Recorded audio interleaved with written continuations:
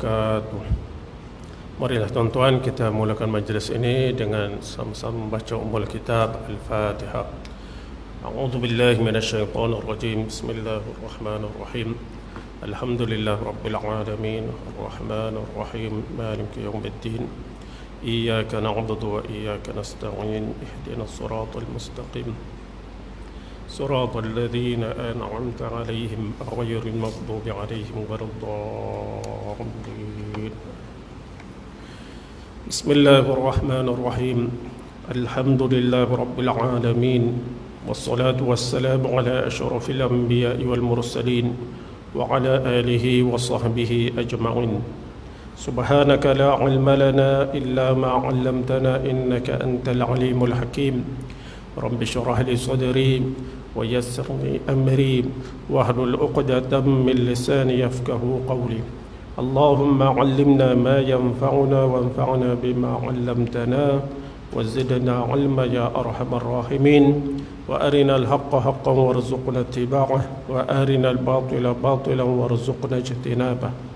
وجعلنا ممن يستمعون القول فيتبعون أحسنه وأدخلنا برحمتك في عبادك الصالحين. ولا حول ولا قوة إلا بالله، ولا حول ولا قوة إلا بالله، ولا حول ولا قوة إلا بالله العلي العظيم. اللهم يسر ولا تعسر وأتمم بالخير يا كريم. وبعد. Alhamdulillah, pertama-tamanya kita merafakkan setinggi-tinggi kesyukuran kepada Allah Subhanahu wa taala di atas segala nikmat yang Allah kurniakan kepada kita. Mudah-mudahan kita diberi taufik untuk menggunakan nikmat-nikmat tersebut pada jalan-jalan yang diredai oleh Allah Subhanahu wa taala. Kita teruskan kuliah kita dari kitab Mustika Hadis jilid yang ketiga, muka surat 331, tentang kelebihan bersedekah. Selepas membicarakan tentang kelebihan bersedekah, antaranya ialah memberi hutang. Antara kelebihan bersedekah ini, selain sedekah ini, ialah memberi hutang. Memberi hutang ini pahalanya besar, sehingga kan disebut dalam hadis yang ke-174 itu disebut mana-mana orang Islam yang memberi hutang kepada seseorang Islam yang lain sekali saja, diberi hutang sekali, melainkan ia akan mendapat pahala seperti ia sedekahkan hutang itu 2 kali. Dia dapat pahala 2 kali ganda. Ini kelebihan orang yang memberi hutang. Dalam hadis yang seterusnya itu disebut sedekah itu mendapat pahala seperti sedekah yang sebanding dengannya. Sedekah, kalau kita bagi sedekah, dapatlah pahala sebanding sedekah itu. Baik. Dan pinjaman hutang itu pula mendapat pahala 18 kali ganda. Kita bagi orang hutang 18 kali ganda. Baik. Kemudian kita nak masuk tajuk hari ini, memberi tempoh kepada orang yang berhutang. Itu pun pahala besar. Memberi tempoh kepada orang yang berhutang. Orang yang kesusahan, yang tidak dapat membayar hutangnya pada masa yang telah ditentukan, amatlah baiknya diberi tempoh sehingga ia dapat membayar hutang tersebut. Kita bila mengambil hutang kerana ada keperluan, mesti tujuan kita ni nak bayar hutang itu. Kalau kita ambil pinjam duit orang dengan tujuan nak bayar, maka Allah akan permudahkan orang itu untuk membayar hutang. Tapi kadang-kadang kita memang niat betul lah nak bayar, tapi ada ketika tu berlaku sesuatu perkara menyebabkan waktu yang kita janji nak bayar ni tak mampu nak bayar. Macam sekarang ni lah, kerja tak ada ke apa tak ada, contohlah kan, tak boleh nak bayar. Maka orang yang memberi hutang ini pun digalakkan supaya bertimbang rasa. Memang kita pun tahu orang ni memang tak mampu nak bayar. Maka kalau kita bertimbang rasa, maka kita akan mendapat pahala yang besar. Pahala yang besar. Ini diterangkan oleh Allah Ta'ala di dalam Al-Quran dan juga dijelaskan oleh Rasulullah sallallahu alaihi wasallam. Antara hadisnya, an Abi Hurairah radhiyallahu anhu anin Nabi sallallahu alaihi wasallam qala man nafasa an muslimin kurbatan min kurabid dunya naffasallahu anhu kurbatan min kurabi yaumil qiyamah wa man yassara ala mu'sirin fid dunya yassarallahu alaihi fid dunya wal akhirah ila akhir. Hadis riwayat Imam Muslim. Dari Sayyiduna Abu Hurairah radhiyallahu an katanya, daripada Nabi sallallahu alaihi wasallam, Nabi sallallahu alaihi wasallam telah bersabda, sesiapa yang memberikan pertolongan kepada seseorang muslim yang mengalami sesuatu dari kesusahan dunia, dia dihinggap oleh kesusahan dunia, kita beri pertolongan kepada dia, meringankan dia, nescaya Allah akan melegakan kesusahan yang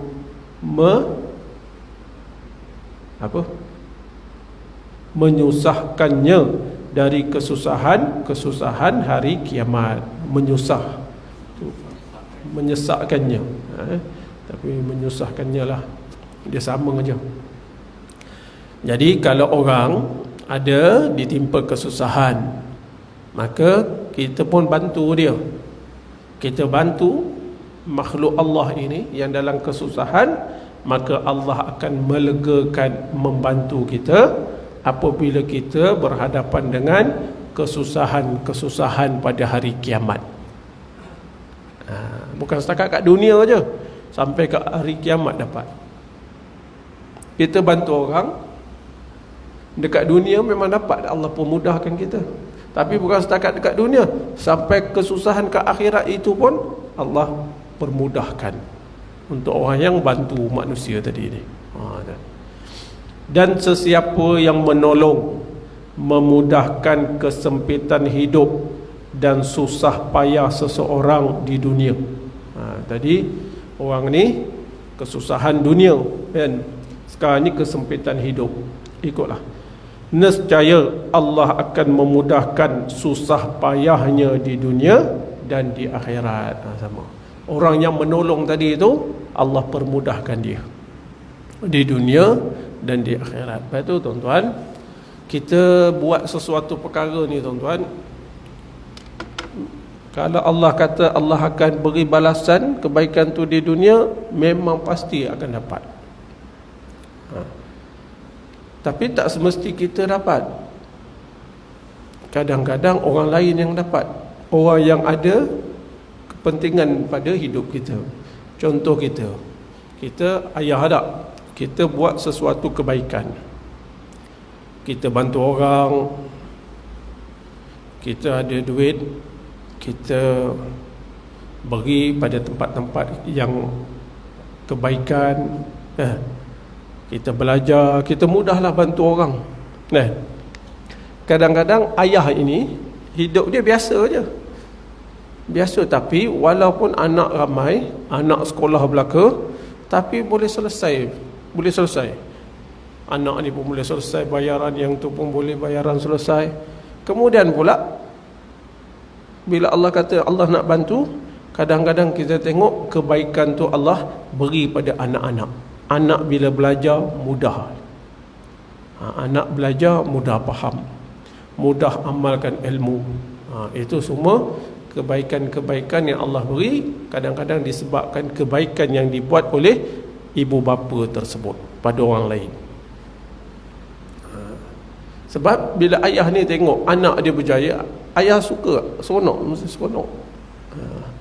Jadi Allah selamatkan ayah ini daripada kesusahan di dunia, susah hati pasal anak gini, hilang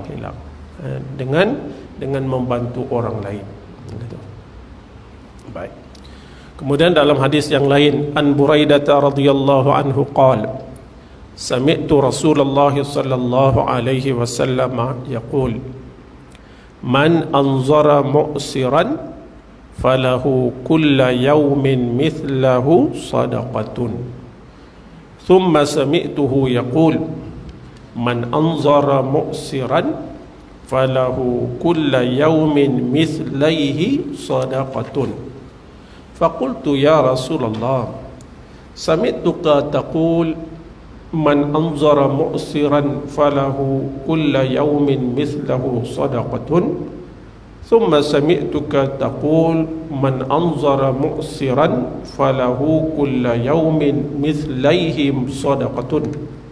Qala lahu kulla yawmin mithlahu sadaqatun qabla an yahilla ad-dain, fa idza halla fa anzarahu falahu bikulli yawmin mithlaihi sadaqatun.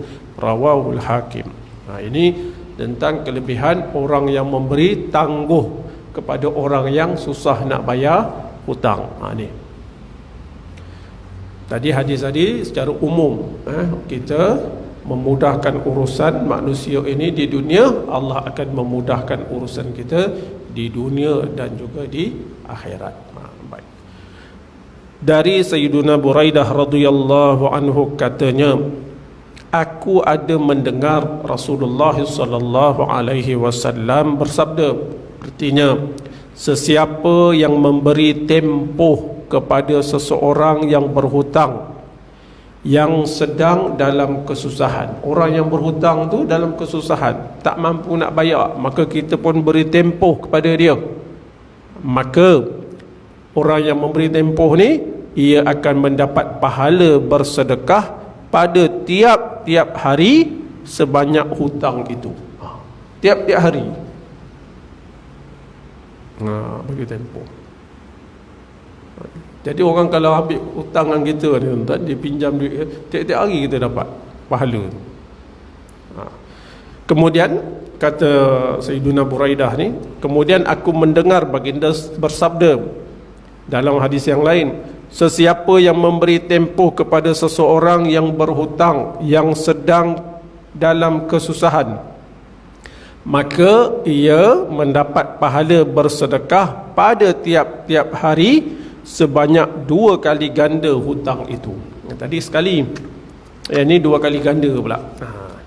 Lalu kata Sayyiduna Buraidah, aku pun bertanya kepada Rasulullah, ya Rasulullah, saya dengar Tuan bersabda, sesiapa yang memberi tempoh kepada seseorang yang berhutang yang sedang dalam keadaan kesusahan, maka ia mendapat pahala bersedekah pada tiap-tiap hari sebanyak hutang itu.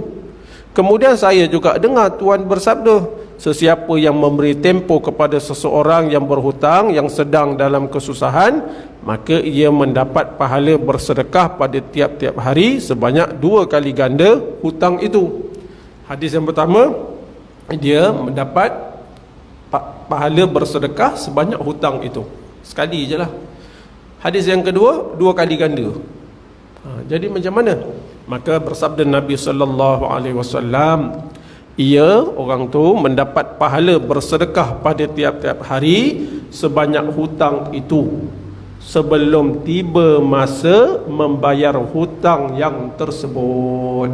Kata-kata orang nak pinjam duit tak? Bila nak bayar? Nanti lepas 3 bulan. 3 bulan nanti baru saya bayar. Kan? Daripada mula kita bagi tiap-tiap hari tu ibarat kita sedekah sebanyak jumlah itu. Tuan-tuan boleh sedekah tiap-tiap hari? 1,000 boleh? Boleh tak 1,000 nak sedekah? Bayar tak? Tapi kalau orang pinjam duit 1,000, lepas tu dia kata nanti lepas 3 bulan nanti saya bayar. Daripada kita bagi dia duit tu, tiap-tiap hari tu Allah bagi pahala kita sedekah 3,000, sedekah 1,000 sampai 3 bulan. Ya. Tu kata beri pinjam tu bagus. Kemudian kata Nabi sallallahu alaihi wasallam, tetapi setelah tiba masa membayarnya lalu diberi tempoh, dah sampai dah 3 bulan tu, patut janji 3 bulan nak bayar, Tapi orang ni tak mampu bayar, kita pun bagi tempoh lagi. Tak apalah awak, saya bagi tempoh sebulan lagi. Maka orang ini yang beri tempoh ni mendapat pahala bersedekah pada tiap-tiap hari sebanyak 2 kali ganda hutang itu. Bila kita dah mula bagi tempoh, dah sampai waktu bayar, dia tak bayar, kita bagi tempoh, tiap-tiap hari kita dapat pahala 2 kali ganda daripada duit yang kita bagi pinjam. Itu. Tapi kena sabarlah. Jangan maki hamun tak tahu arah, kan? Orang tak bayar, kita pun tahu orang tu susah. Jadi apa kita masalah, kan? Memang orang tu susah. Yang tak sedap dia, yang payah dia senang, tapi tak bayar. Itu je kan. Ini kelebihan memberi tempoh kepada orang. Kalau macam tu nanti dia susah lagi, macam mana? Bagilah tempoh lagi. Bagilah tempoh. Kita rugi ke? Kita kalau fikir ikut hukum akal, macam rugi, duit tak dapat balik. Tapi sebenarnya janji Allah itu benar. Allah mudahkan kita urusan yang lain. Barangkali kita bagi dia duit pinjam 5,000 je, kita nampak bila dia tak boleh bayar, kita nampak macam rugi. 5,000 dah lesap dah, dia kata habis dah 5,000 dah. Kadang-kadang kalau betul niat kita, Allah mudahkan kita. Bukan setakat 5,000, 50,000 pun Allah mudahkan. Mana kita pun heran, mana daftar duit ni? Kadang-kadang kebaikan yang kita beri pada orang itu, akhirnya kita dah jadi mudah. Yang 5,000 tu pun bayar pun bayar, tak bayar pun sudahlah. Dia jadi gitu pula. Kadang-kadang kita bagi diskaun pula. Kalau hang tak boleh bayar, bayar sikit lah. Nanti hadis dia. Macam mana? Ini kelebihan beri hutang. Baik, menghalalkan hutang orang yang kesusahan. Ni menghalalkan hutang orang yang kesusahan. Kalau memberi tempoh kepada orang yang berhutang yang sedang dalam kesusahan, mendapat pahala yang besar, maka menghalalkan hutangnya semuanya sekali ataupun sebahagian daripada hutang itu lagi besar pahalanya.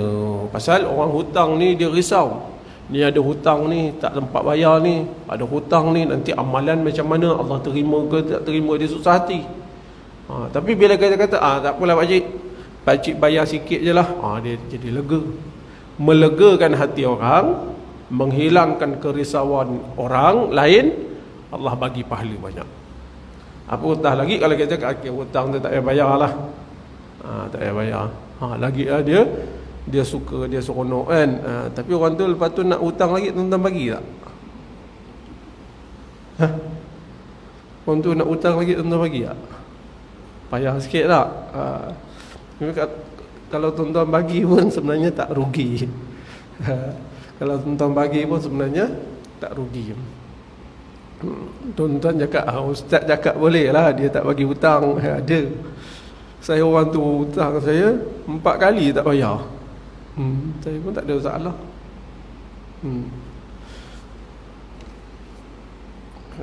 Bukan sikit-sikit, banyak pula tu. Baik, kita tengok hadis. Tapi Allah mudahkan hidup kita, kita tak jadi papa kedana tak dia, insya-Allah. An Abi Hurairah radhiyallahu anhu qala Rasulullah sallallahu alaihi wasallam, man anzara mu'siran aw wada'a lah azallahu Allahu yawmal qiyamah tahta zilli arshihi yawma la zilla illa zilluh. Rawahu Tirmidzi.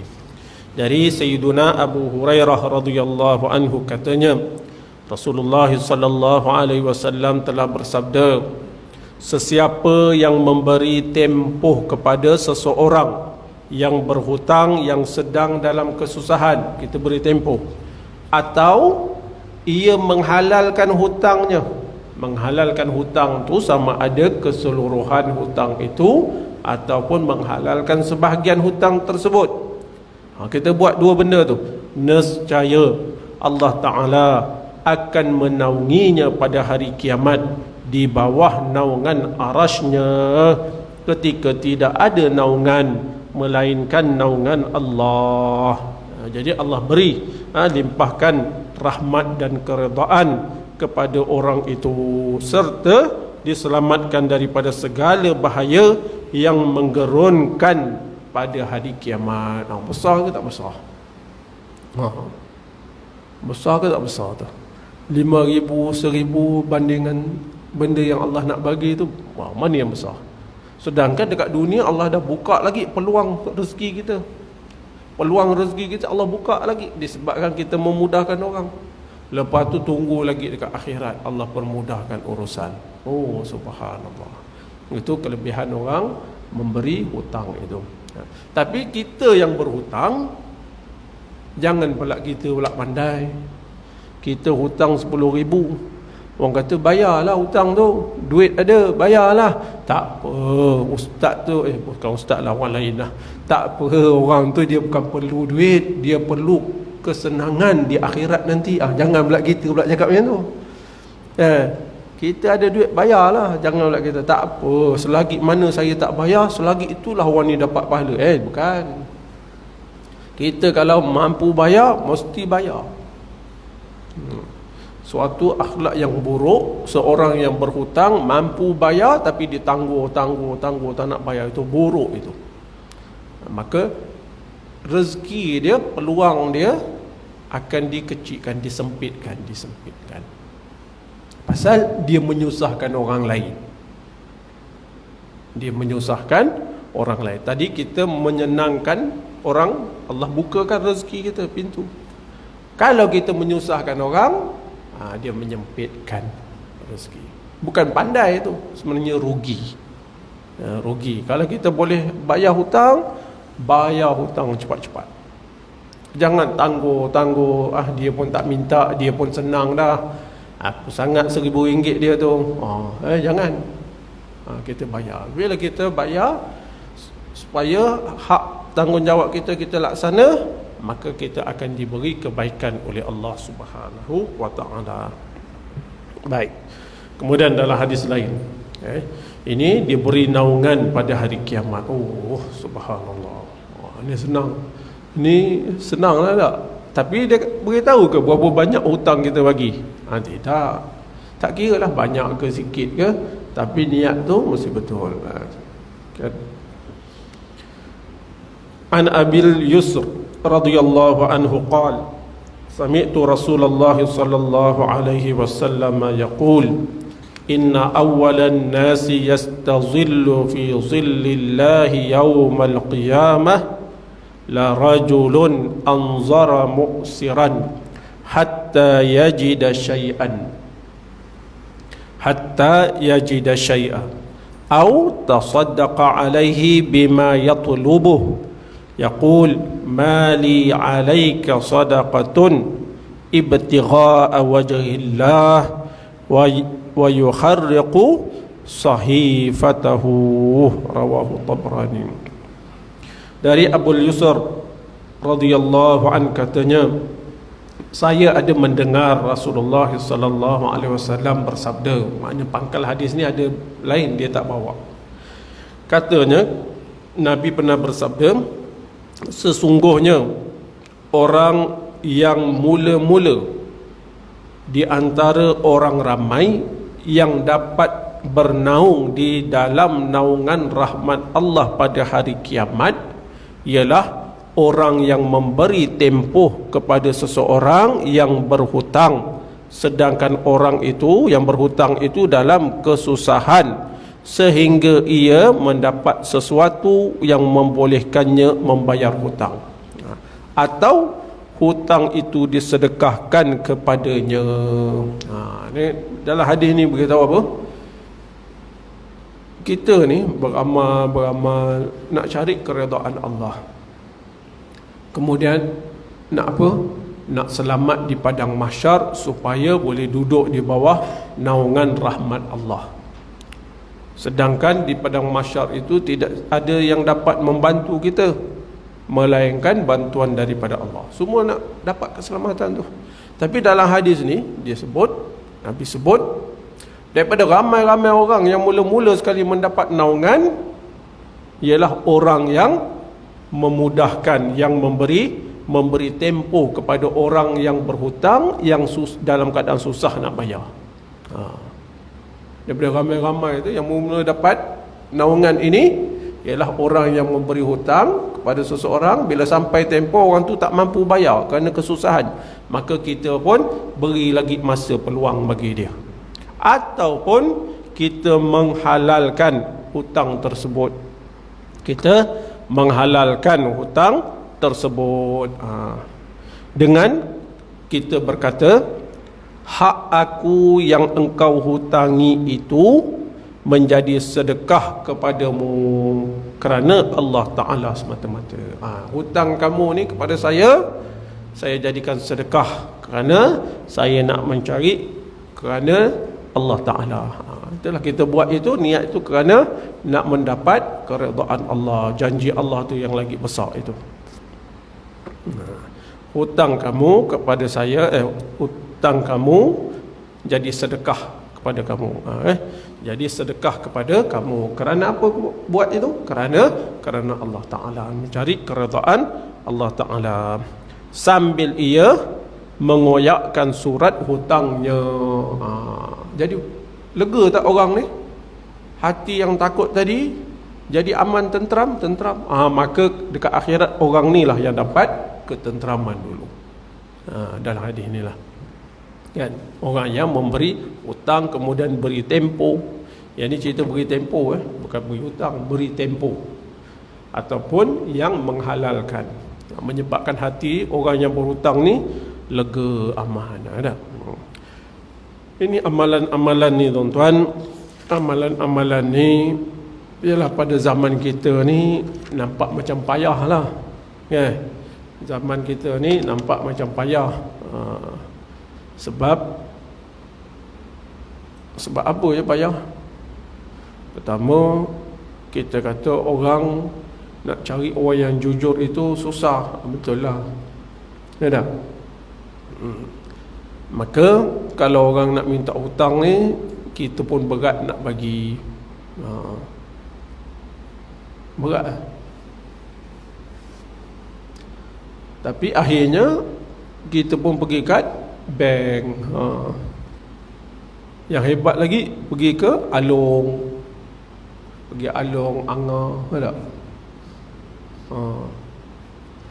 Padahal kita, kalau kita pun jujur, kemudian kita pula ada kemampuan, dan maka tidak jadi rugilah, tidak menjadi suatu kerugian. Baik, tuan-tuan.